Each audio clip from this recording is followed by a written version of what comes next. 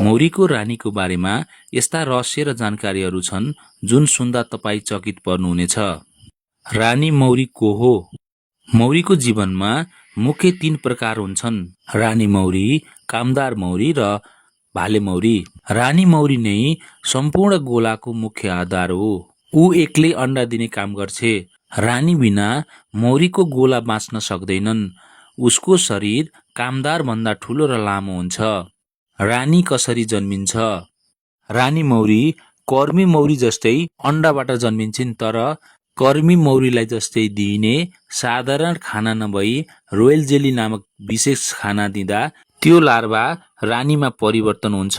यो प्रकृति नै अचम्मको छ। एउटै लार्भा कामदार वा रानी मौरी बन्न सक्छ। यो केवल खानामा भर पर्छ। रानी बन्ने लार्भा विशेष रानी कोष क्वीन सेल भित्र हुर्काइन्छ। रानी मौरीको जीवनकाल: कर्मी मौरीको आयु केवल 45 दिन जतिको मात्र हुन्छ, तर रानी मौरी 3 देखि 5 वर्षसम्म बाँच्न सक्छिन्। रानी मौरीले पहिलो वर्षमा ऊ सबैभन्दा धेरै अन्डा दिन्छिन् भने उमेर बढ्दै जाँदा अन्डा दिने क्षमता कम हुँदै जान्छ। रानीको विवाह यात्रा: जवान रानी मौरीको गोलाबाट बाहिर निस्केर विवाह यात्रा गर्छे। यस क्रममा ऊ आकाशमै अनेकौं भाले मौरी अर्थात् ड्रोनसँग सङ्गम गर्छे। यसरी जम्मा भएको शुक्राणु जीवनभर पर्याप्त हुन्छ।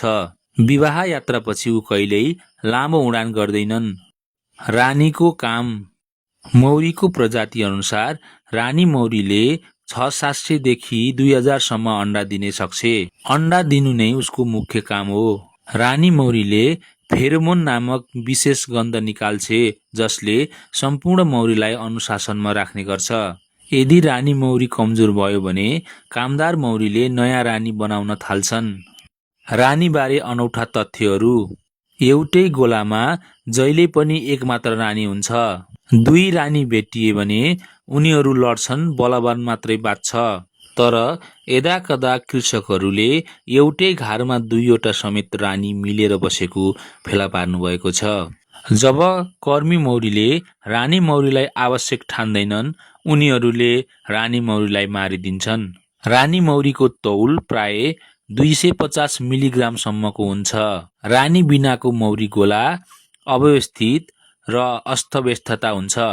मौरी पालनमा रानी मौरीको महत्त्व: मौरी पालकहरूका लागि रानी मौरी अत्यन्त महत्त्वपूर्ण हुन्छ। राम्रो रानी भएमा गोलाको मौरीको सङ्ख्यामा वृद्धि भई मौरीजन्य उत्पादनहरू जस्तै मह, मैन, प्रोपोलिस आदि राम्रो हुन्छ।